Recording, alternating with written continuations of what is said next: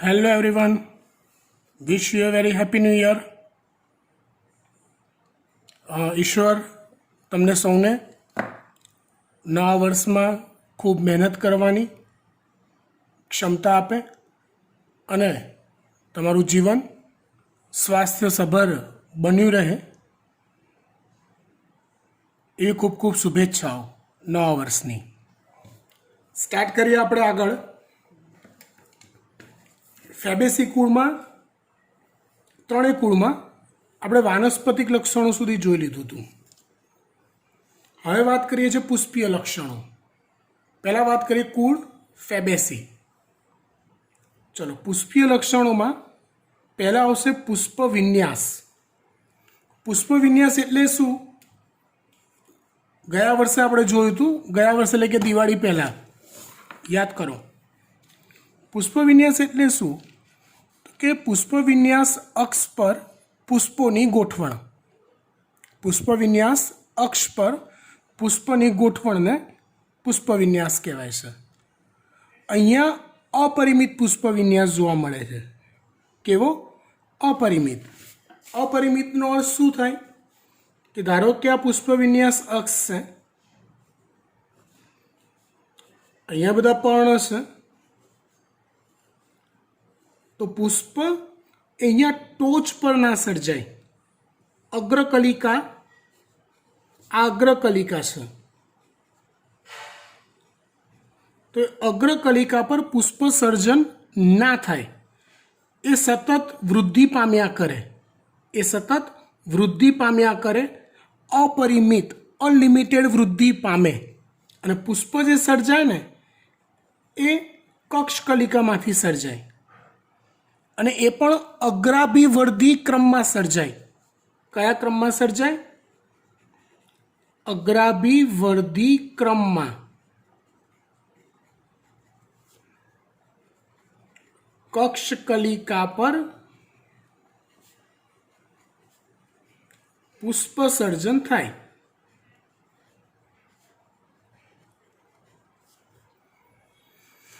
અગ્રકલિકા સતત વૃદ્ધિ પામ્યા કરે, જેને કહેવાય અપરિમિત પુષ્પ વિન્યાસ.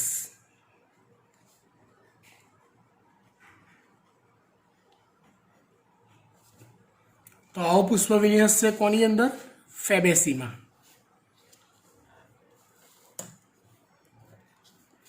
ચલો, ફેબેસી પછી વાત કરીએ આપણે સોલેનેસીની.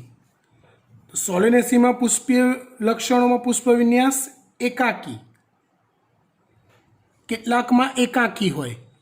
એકાકી એટલે શું તે આપણે જોઈ ગયા છીએ.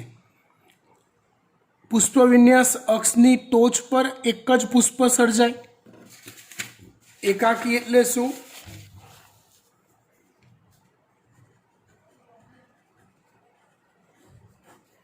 તો કે આ પુષ્પ વિન્યાસ અક્ષ છે, તેની ટોચ પર એક જ પુષ્પ સર્જાય. પુષ્પ વિન્યાસ અક્ષની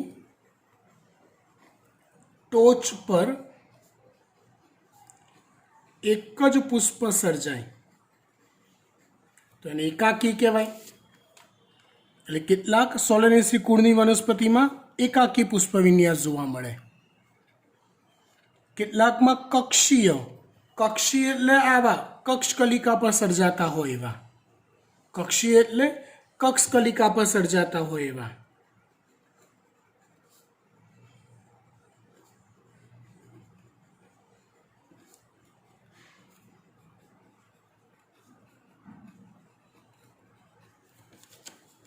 અને ત્રીજો પ્રકાર છે પરિમિત. પરિમિત એટલે શું?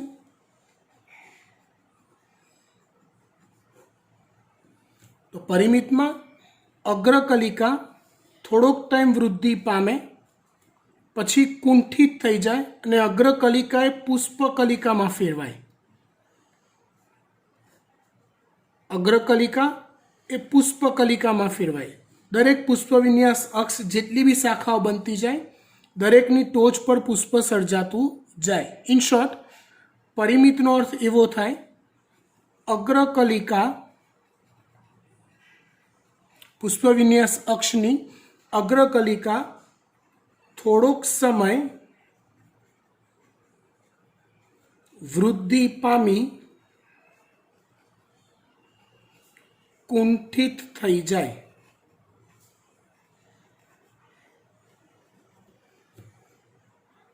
અને પુષ્પકલિકામાં ફેરવાય.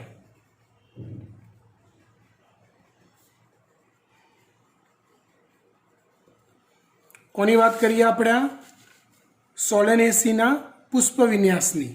કાં તો એકાકી હોય, કેટલાકમાં કક્ષીય હોય, કેટલાકમાં પરિમિત હોય. જો બેટા, સોલેનેસી એક કુળ છે. કુળથી પણ આગળ ઘણું બધું વર્ગીકરણ આવે. એટલે આ કુળમાં ઘણા બધા પ્રકારની વનસ્પતિઓનો સમાવેશ થાય. તો એ વનસ્પતિઓમાં પુષ્પ વિન્યાસ કેટલાકમાં એકાકી હોય, કેટલાકમાં કક્ષીય હોય, કેટલાકમાં પરિમિત હોય. ડન. ચલો, ત્યાર પછી વાત કરીએ આપણે લીલિએસીની. લીલિએસીમાં પુષ્પ વિન્યાસ કેવો હોય? તો કે એકાકી હોય, જે હમણાં જ સમજાયું. પરિમિત હોય, ઘણીવાર છત્રક જેવા ગુચ્છમાં હોય. છત્રક પણ એક પ્રકારનો પુષ્પ વિન્યાસ છે, જે આપણા કોર્સમાં આવ્યો નથી. આગળ ચાલ્યું એમાં સમજાવું તમને. છત્રક એક પ્રકારનો વિશિષ્ટ પુષ્પ વિન્યાસ છે.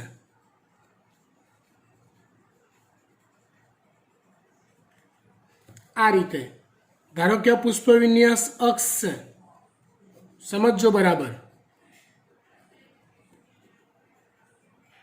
તો એ અક્ષ પર છત્રીના સળિયાની માફક,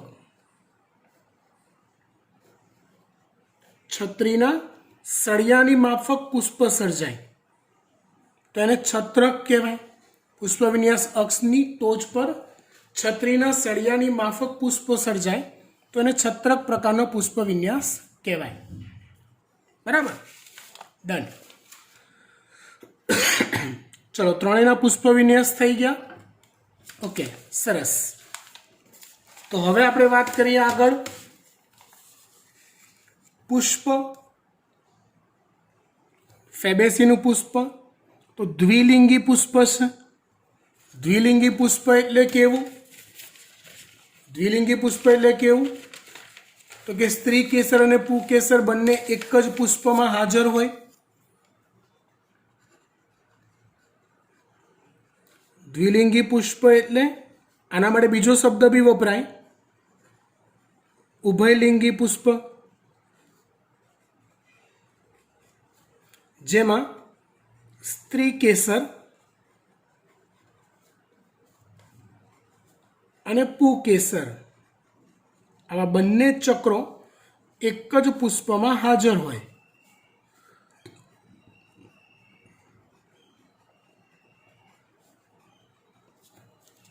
તો એને દ્વિલિંગી પુષ્પ કહેવાય. દ્વિલિંગી પુષ્પ છે અને અનિયમિત છે. અનિયમિત પુષ્પ યાદ કરો, કોઈ એક જ અક્ષથી એને બે સમાન ભાગમાં વહેંચી શકાતું હોય એવું પુષ્પ એને અનિયમિત કહેવાય. યાદ કરો, ઓલું કલિકાંતર વિન્યાસમાં, એક મિનિટ, અનિયમિત પુષ્પ કલિકાંતર વિન્યાસમાં આવું આવતું હતું. આ એક મોટું ધ્વજક હોય, પછી બે નાના પક્ષક હોય, પછી બે નાના નવતલ હોય. એટલે આ એક જ અક્ષ એવો હોય કે જ્યાંથી પુષ્પને બે સમાન ભાગમાં વહેંચી શકાતા હોય તો એને અનિયમિત પુષ્પ કહેવાય. Done, fine. પુષ્પ દ્વિલિંગી અને અનિયમિત. કોનું પુષ્પ? ફેબેસીનું. આપણે આ જ ક્રમમાં, આ જ સિસ્ટમમાં યાદ રાખવાનું છે બેટા. આને આખું કુળ એક સાથે યાદ નહીં કરવાનું, કમ્પેરિઝનમાં કરવાનું. चलो सोलेनेसीનું પુષ્પ દ્વિલિંગી અને નિયમિત. ફેબેસીનું પુષ્પ છે દ્વિલિંગી અને અનિયમિત. સોલેનેસીનું પુષ્પ છે દ્વિલિંગી અને નિયમિત. નિયમિત પુષ્પ કેવું હોય તો કે ગમે તે અક્ષે પુષ્પને બે સમાન ભાગમાં વહેંચી શકાય.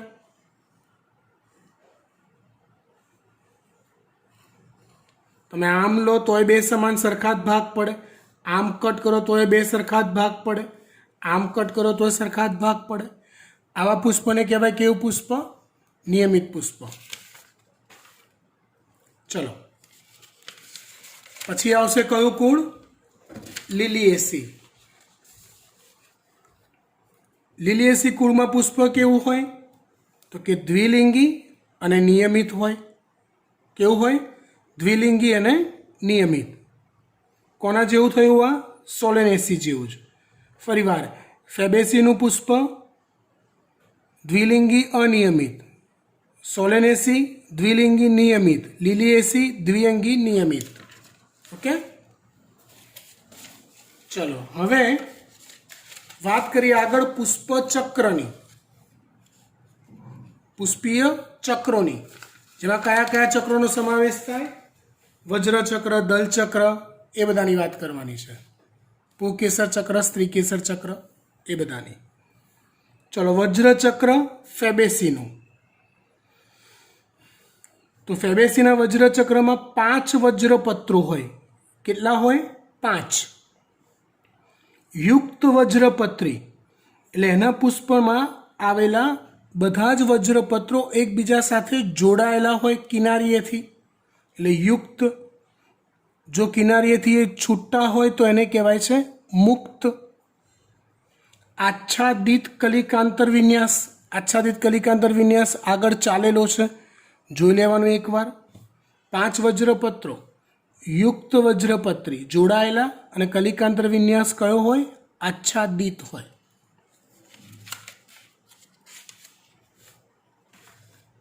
સોલેનેસી કુળ વજ્રચક્ર, 5 વજ્રપત્રો, યુક્ત એટલે કે જોડાયેલા હોય. યુક્ત એટલે કે જોડાયેલા. ચીર લગ્ન હોય. ચીર લગ્ન એટલે શું સમજાવો?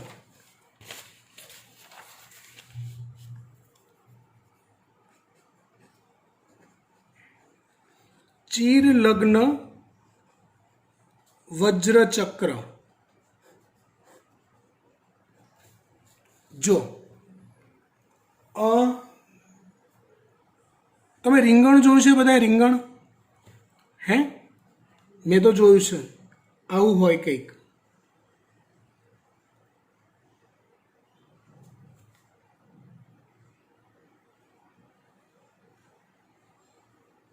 નીચેનો આવો જે ભાગ દોર્યો ને મેં બ્લેક કલરનો, આ ભાગ, આ ભાગ, આ જે છે ને રીંગણનું ફળ છે. તો રીંગણમાં ફળ બની ગયા પછી પણ આ જે નીચેનો જે ગ્રીન ડટ્ટીઓ જે છે ને ભાગ, આ બધી એનું વજ્રચક્ર છે. નોર્મલી કેવું થતું હોય? નોર્મલી કે પુષ્પ હોય ત્યારે તો વજ્રચક્ર હોય જ. પછી જ્યારે ફલન થાય, ફળ બની જાય ને, એટલે વજ્રચક્ર ખરી જાય. તમે જોજો કોઈ ફળમાં વજ્રચક્ર હાજર નહીં હોય, પણ રીંગણ જેવા કેટલાક ફળમાં ફળ બની ગયા પછી પણ વજ્રચક્ર કનેક્ટેડ રહેશે. એટલે લોંગ ટાઈમ વજ્રચક્ર ટકે છે. લોંગ ટાઈમ નથી આપણે આશીર્વાદ આપતા ચિરંજીવી ભવ, એટલે લાંબુ જીવો. એટલે આ ચીર છે. ચીર એટલે લાંબુ, લગ્ન એટલે જોડાયેલું, લાંબો સમય જોડાયેલું રહે એવું વજ્રચક્ર. ફરીવાર કેવું? લાંબો સમય જોડાયેલું રહે એવું વજ્રચક્ર. સમજી ગયા વાત? Done, fine. શું લખીશું આપણે? ફળ નિર્માણ થયા પછી પણ વજ્રચક્ર જોડાયેલું હોય તો એને ચીર લગ્ન કહેવાય. ઓકે. ધારાસ્પર્શી કલિકાંતર વિન્યાસ કયો કલિકાંતર વિન્યાસ છે? ધારાસ્પર્શી કલિકાંતર વિન્યાસ. ઓકે, આવડે આ તો. ચલો 1680 નું વજ્રચક્ર પૂરું.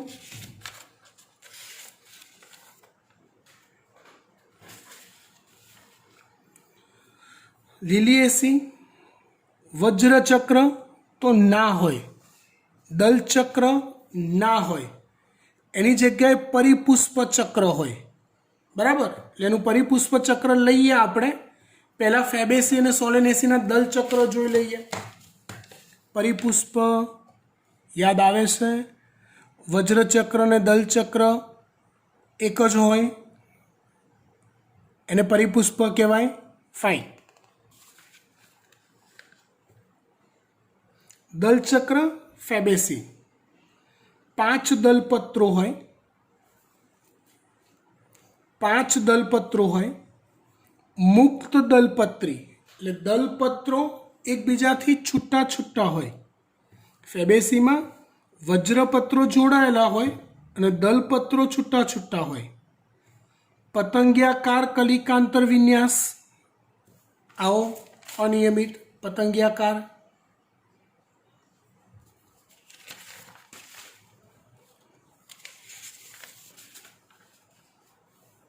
चलो दलचक्र 1680 5 दलपत्रों युक्त दलपत्री એટલે દલપત્રો એકબીજા સાથે જોડાયેલા હોય માટે શબ્દ વાપર્યો છે યુક્ત દલપત્રી. અને ધારાસ્પર્શી કલિકાંતર વિન્યાસ કયો? ધારાસ્પર્શી. બરાબર, કિનારીઓ એકબીજાને સ્પર્શેલી હોય દલપત્રોની. Okay, fine.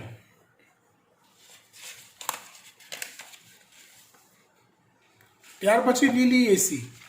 લીલી એસીમાં વજ્રચક્ર અને દલચક્ર સમાન રંગ અને રચના ધરાવતા હોય, એક જ હોય, એને કહેવાય છે પરિપુષ્પ. એટલે લીલી એસીમાં કયું ચક્ર આવશે? પરિપુષ્પ ચક્ર આવશે, જેમાં પરિપુષ્પ પત્રો ટોટલ 6 છે અને 3-3ના 2 જૂથમાં ગોઠવાયેલા છે. કેટલા છે ટોટલ? 6. 3-3ના 2 જૂથમાં ગોઠવાયેલા છે. એટલે કે આ રીતે સમજવાનું. આ રીતે આપણે ઉપરથી જોઈએ પુષ્પને તો આવું એક ત્રિજ્યામાં 3 પરિપુષ્પ હોય, પરિપુષ્પ પત્ર હોય. બીજી ત્રિજ્યામાં 3 હોય. જનરલી કેવું હોય? 6 એ 6 કે જેટલા બી વજ્રપત્ર અને દલપત્રો હોય ને એક જ ત્રિજ્યામાં હોય. આ રીતે બધા આમાં જ હોય. આની અંદર કેવું છે તો કે 3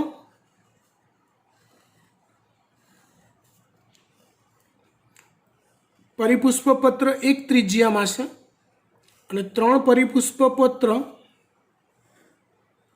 આવી બીજી ત્રિજ્યામાં છે. એટલે કહેવાય શું? ટોટલ પરિપુષ્પ પત્રની સંખ્યા કેટલી? 6.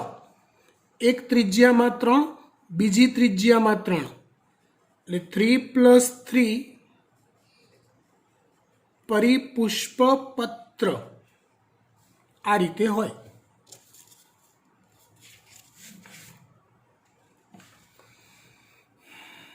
ઘણીવાર ભેગા મળીને નલિકાકાર રચના બનાવે.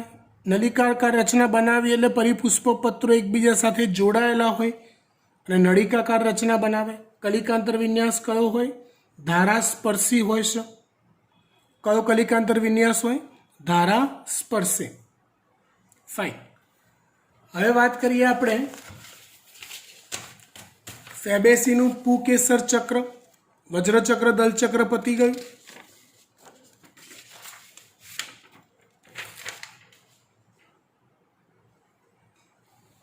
चलो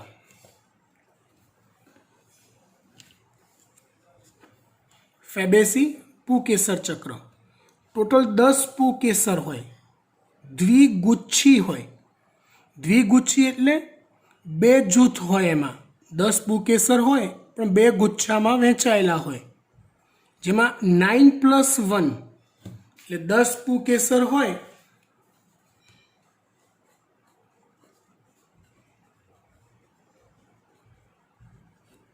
તેમાં આવું હોય.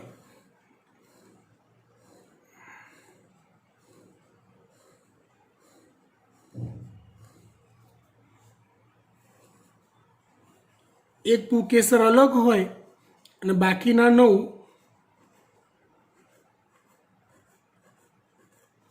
આ રીતે એક ગુચ્છમાં હોય અને એક અલગ હોય, એટલે આવા બે ગુચ્છ થાય 9+1ના. અને પરાગાશય દ્વિશાખી હોય, આ રીતે આવે.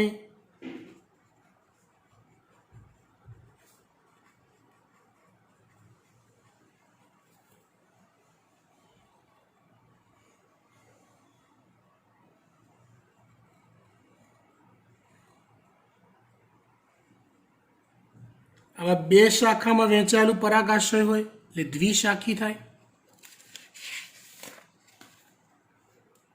ચલો, ફેબેસીનું પુકેસર ચક્ર પૂરું. વાત કરીએ હવે સોલેનેસીના પુકેસર ચક્રની.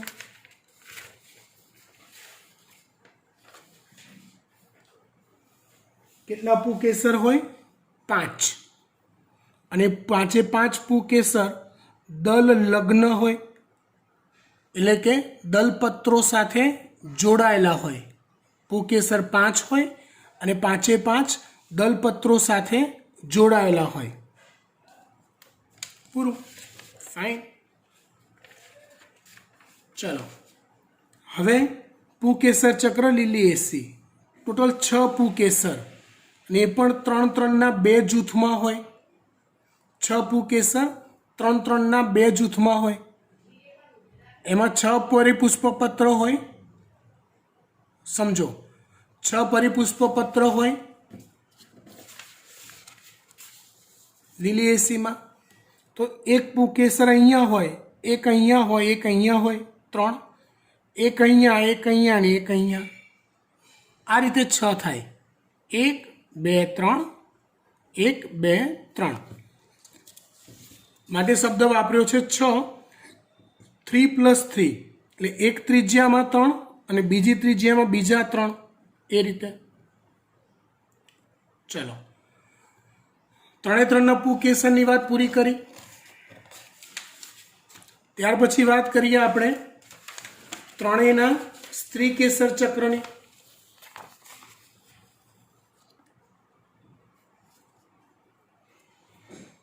ચલો, સ્ત્રીકેસર ચક્ર ફેબેસી.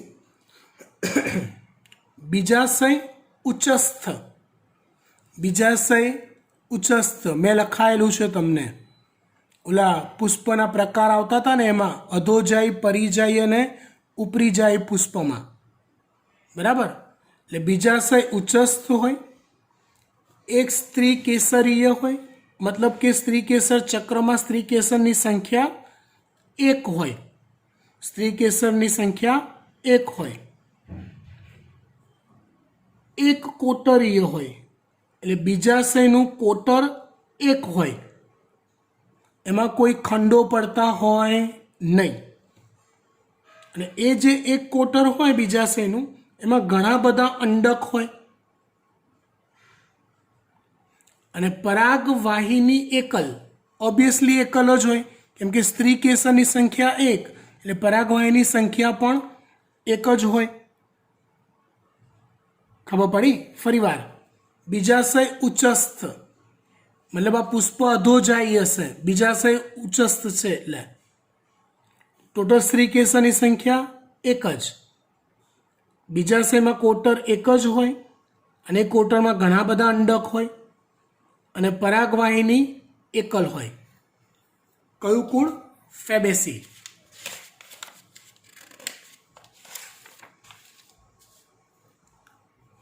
ચલો, સોલેનેસી પુકેસર ચક્રની વાત પતી ગઈ. સ્ત્રીકેસર ચક્ર. તેમાં દ્વિસ્ત્રીકેસરીય છે, મતલબ કેટલા સ્ત્રીકેસર હોય?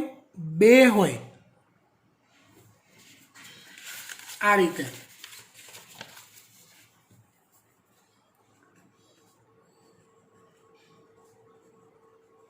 એક સ્ત્રીકેસરીય સ્ત્રીકેસર ચક્ર.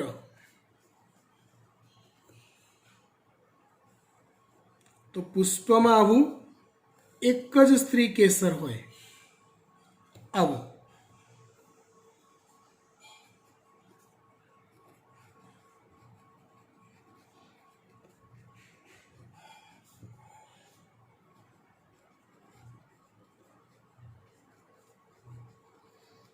દ્વિસ્ત્રીકેસરી સ્ત્રીકેસર ચક્રમાં આવું હોય. કેવું હોય? તો કે હું દોરું છું એવું હોય.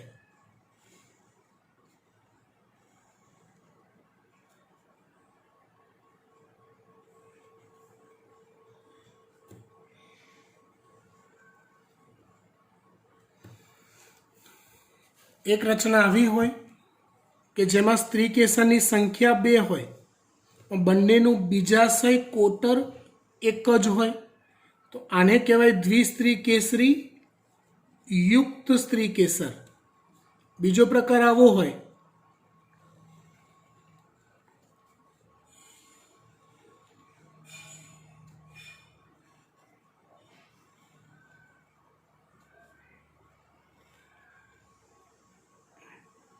બે સ્ત્રીકેસર હોય અને બંનેના બીજાશય અલગ અલગ હોય, તો એને મુક્ત સ્ત્રીકેસર કહેવાય. સ્વતંત્ર બીજાશય હોય બંનેના. અહીંયા કેવું છે એ જોઈએ. દ્વિસ્ત્રીકેસરીય, બે સ્ત્રીકેસર, યુક્ત સ્ત્રીકેસરી મતલબ કે બંનેના બીજાશય એક જ હોય, કોમન. બીજાશય ઉચ્ચસ્થ. દ્વિકોટરીય એટલે અંદરથી એક પડદો હોય, બહારથી એક જ બીજાશય લાગે, અંદર આવો એક પડદો હોય અંદરની સાઈડ, એટલે બીજાશયનું કોટર આવા 2 ભાગમાં વહેંચાઈ ગયેલું લાગે, એટલે બીજાશય દ્વિકોટરીય થયું. જરાયુ ઘણા બધા અંડકો સાથે ઉપસેલા હોય, એટલે અંદર બહુ બધા અંડક હોય, બરાબર. અને જરાયુ વિન્યાસ કયો હોય? તો અક્ષીય હોય.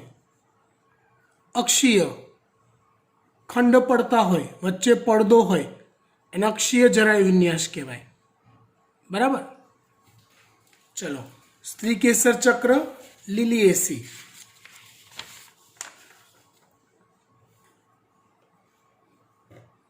ત્રિસ્ત્રીકેસરી સ્ત્રીકેસર ચક્ર. જેવું આપણે દ્વિસ્ત્રીકેસરી દોર્યું ને એવા 3 હોય. યુક્ત સ્ત્રીકેસરી એટલે ટોટલ 3 સ્ત્રીકેસર હોય અને ત્રણેયના બીજાશયનું કોટર તો એક જ હોય, બરાબર. બીજાશય ઉચ્ચસ્થ ત્રિકોટરીય એટલે જેમ ઓલામાં સોલેનેસીમાં દ્વિકોટર હતા એવા એમાં અંદરથી 3 કોટર હોય. કોટરમાં ઘણા બધા અંડકો હાજર અને અક્ષવર્તી જરાયુ વિન્યાસ. સોલેનેસીમાં એક જ અક્ષ હોય એટલે 2 કોટર પડે. લિલિએસીમાં ટોટલ કોટરો 3 થાય એ રીતે અક્ષ બનેલા હોય, બરાબર. એ અક્ષવર્તી જરાયુ વિન્યાસની આકૃતિ જોશો એટલે તમને આઈડિયા આવી જશે. Okay, fine. ચલો, ત્યાર પછી વાત કરીએ ફળની. તો ફેબેસીનું ફળ શીંબી ફળ છે. શીંબી ફળ એટલે કેવું ફળ? જેના 2 સરખા કકડા થઈ શકે. ફળની વચ્ચે ખાંચ હોય જેનાથી એના 2 સરખા કકડા થઈ શકે, એ શીંબ ફળ કહેવાય. બીજ, એક બીજ હોય બીજાશયમાં કે ઘણા બધા બીજ હોય, અને બીજ અભ્રૂણપોષી હોય. બીજના 2 પ્રકાર કીધા હતા, ભ્રૂણપોષી અને અભ્રૂણપોષી. યાદ છે? हाँ कि भाई बीजना विकास दरमियान भ्रूणपोष वपराई गयो होय तो एने अभ्रूणपोषी बीज कहेवाय અને બીજના વિકાસ દરમિયાન વિકાસ થયા પછી પણ ભ્રૂણપોષ હજી બચેલો હોય તો એને ભ્રૂણપોષી બીજ કહેવાય. ફેબેસીના બીજ કેવા છે? અભ્રૂણપોષી.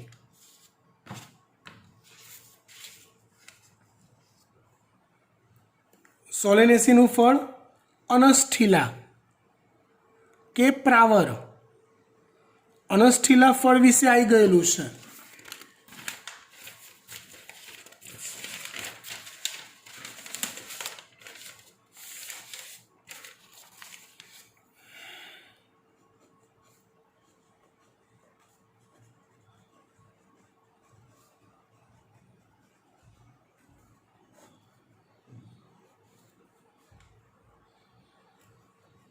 જેમાં અંતઃફલાવરણ પોચું હોય અને અંતઃફલાવરણ કઠણ હોય તો એને અસ્થિલા કહેવાય. બરાબર. અને પ્રાવાર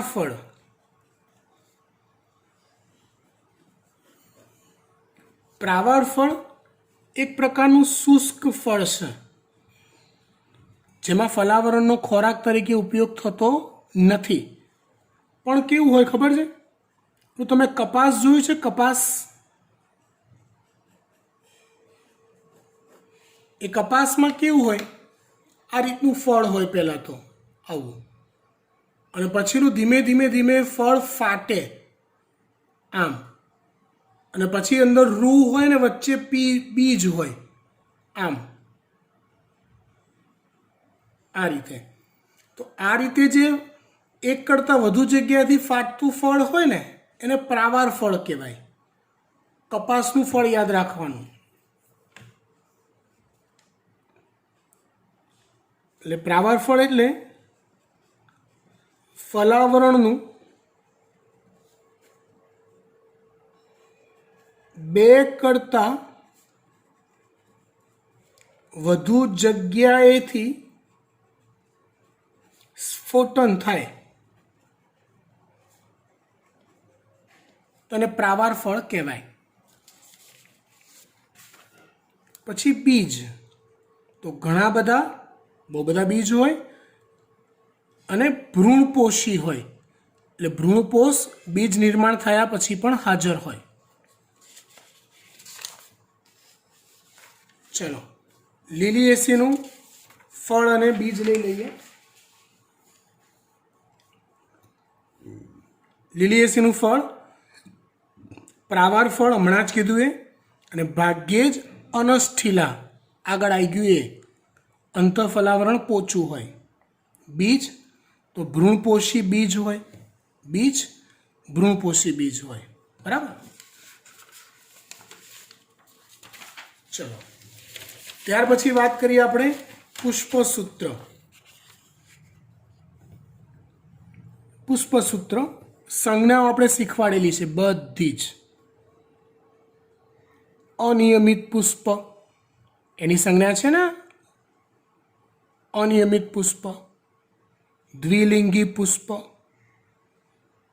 પાંચપુ કેસર યુક્ત કૌંસ છે એટલે,